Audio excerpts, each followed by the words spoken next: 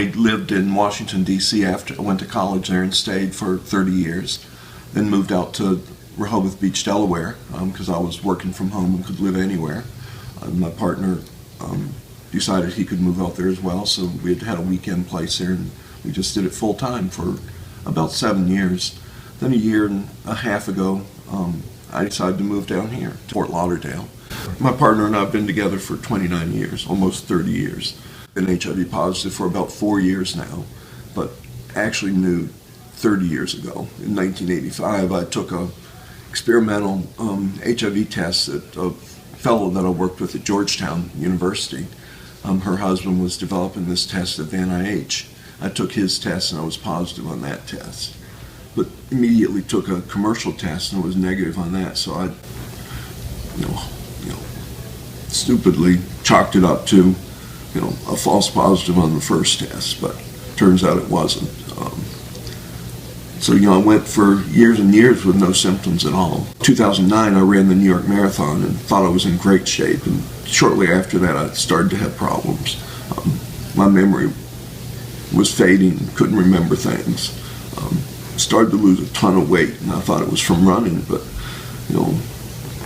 at January I couldn't run, couldn't exercise, couldn't do anything anymore.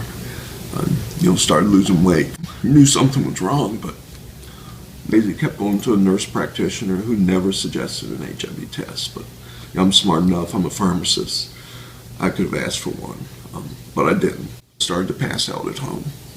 I just hit the floor. My partner put me to bed. Middle of the night, somehow I was middle of the living room and passed out there. I guess he heard me and called the rescue squad, and off I went to the hospital. In the hospital for 10 days and remember very little of it, except for 3 doctors standing at the foot of my bed telling me I had full-blown AIDS. Turned out I had pneumocystis pneumonia. I don't think they thought I'd make it that first night. I didn't see anything, but I know I had a near-death experience because everything changed. Some for the better, some for the worse. I flew a lot for work, and I was petrified, totally petrified every time I'd get on a plane. Afterwards, no big deal. Hated seafood. My choice of foods totally changed. My partner, he's having trouble accepting that I'm HIV positive. Told me early on that he'd never have sex with me again. Which he hasn't. I don't know if he thought I'd been messing around on him. And if I did, it was very seldom and never unsafe. I really think I got it from a boyfriend back in 1984, who subsequently has died of AIDS in the early 90s. Not a partner, just really a boyfriend. We never lived together. Somebody I'd still care for deeply. And I took the experimental test before I met my current partner, shortly after I'd met him. And he knew I was positive on that test, but also knew I was negative on the commercial test. So I guess he thought false positive as well. He's been tested all along. Unfortunately, I stuck my head in the sand and never got tested again after that. He's negative. He never got it from me. They took the HIV test that night in the hospital, and they told my partner before I knew. He didn't tell me. And he was in the room with me when they did test. So I was a pretty sick puppy, and went right back to work as soon as I got out of the hospital and called my boss, and she said, I talked to you last week. I'm like, I couldn't remember any of that. I worked for a fairly large pharmaceutical company and did oncology work, so cancer care, and they had the big oncology meeting in Chicago the first week of June. And my boss immediately said, I'm going to put you on short-term disability, but I thought it was 40-60% of my salary, and I couldn't live on that. Told her I was working. I was in my office right then, and I wasn't going to go on short-term disability. Also told her, I had not told her I had AIDS, but I told her, her boss, and her boss's boss, the vice president of medical affairs, that I had AIDS. I told her I'd stay on for 2 weeks, and Thursday, as we were leaving the meeting, she said to me, I want to see you at the corporate office on Monday. And she had to fly in for it, and I was going to drive. I had to drive up. It was only 2.5, 3 hours away. I said, this doesn't smell good. So I called HR, and I had earlier told HR that I had AIDS, just because I wanted some protection in case the company found out and wanted to do something to me. So I went up for a meeting, and I hadn't heard from HR, but I went by their office, and of course my rep wasn't there. They called her on the phone, and she said she'd call into the meeting. Unfortunately, she called in 20 minutes after the meeting started. When my boss started the meeting, the people have been talking to me about your performance. Had never been counseled on performance. I know I wasn't doing a great job, but I'd never been counseled on it. And I think I said, I don't need to know who, but I need to know what the issues are. She couldn't give me one issue. It was discrimination.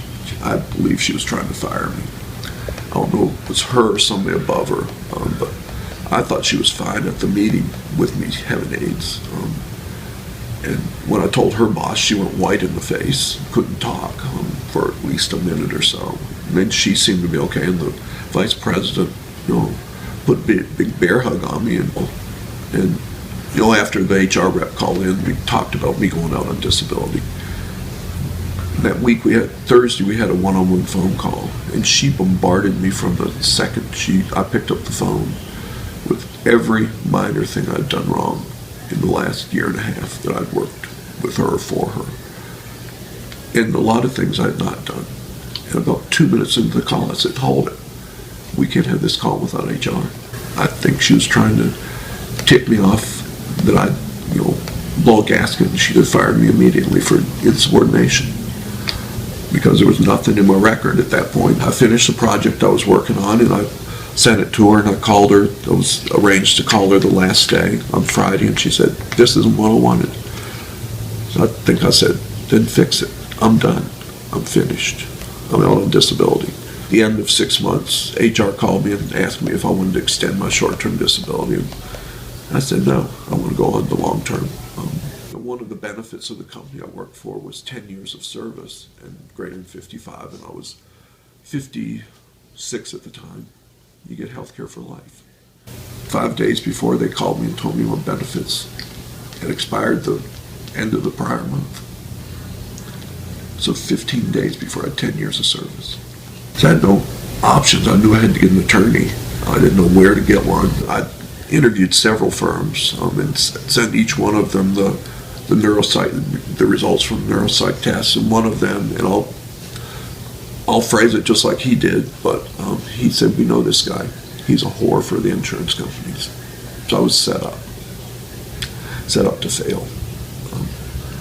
I subsequently won the appeal, so they made me whole again, but that was 10 months of not knowing how I'm going to pay my mortgage or how I'm going to live. My mother's now 95 years old, and I can't tell her. It would kill her, I think.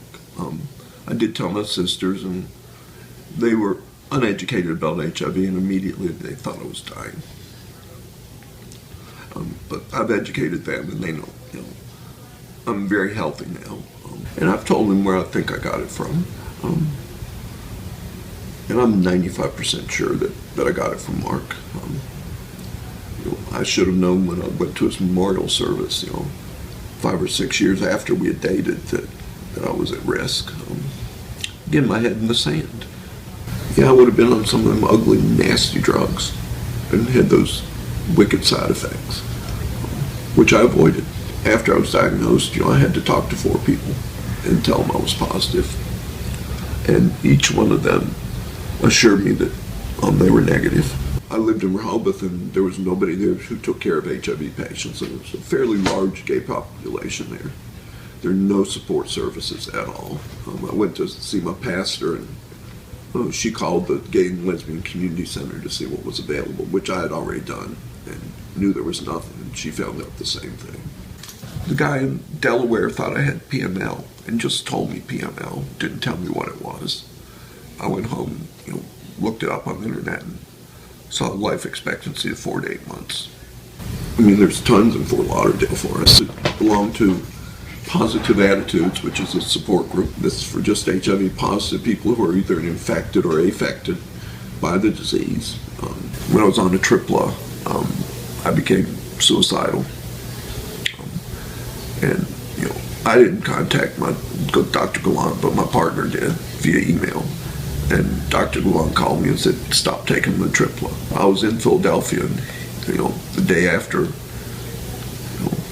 I considered suicide, and woke my partner up at 4 or 5 in the morning, scared to death, and told him. My plan then was to take the car and run it into a tree. I actually sat in the garage for a couple hours. After that attempt, Dr. Gallant arranged for me to start seeing a psychiatrist at Georgetown, and they diagnosed me then, before I even saw him, as being manic depressive or bipolar. It never hit the low until about 4 months ago. Middle of the night, 2 a.m., like a freight train coming down the highway, hit me in the head. I just wanted to leave here. I rallied all my healthcare providers. I was seeing a psychiatrist down here, and an HIV doctor, and I see a therapist once a week. And I've got the neurologist down here as well. But the psychiatrist, my therapist, and the HIV doctor really rallied. Find someone who can case manage it, who will help you through the process. I did it alone. You're still said to have AIDS instead of HIV, being just HIV positive, which is all I am now, is HIV positive, and will be that way until there's a cure, which hopefully is down the road. I've done a lot for HIV/AIDS over the last, since even before 1984, when I think I was infected with the virus. I did 3 bike rides. Doing the rides, I asked, you had to raise money for the rides. I asked people who were supporting me to send me pictures of loved ones who had died from HIV or AIDS, and also people who were currently living with the virus. So I put this album together. My best friend is here, who died of AIDS in the late 80s. He was a dentist. He suffered a lot with the virus. Also, I've got a picture of the guy that I think I become HIV positive from. And plus, I've got a picture of my first love here. And I didn't know that several of the people had died until I saw their names at the AIDS quilt. It gives me strength. I realize there's hope today. We're back. When most of these people died, there wasn't a lot of hope. And I hope everybody in the world who's infected with the virus is part of that cure.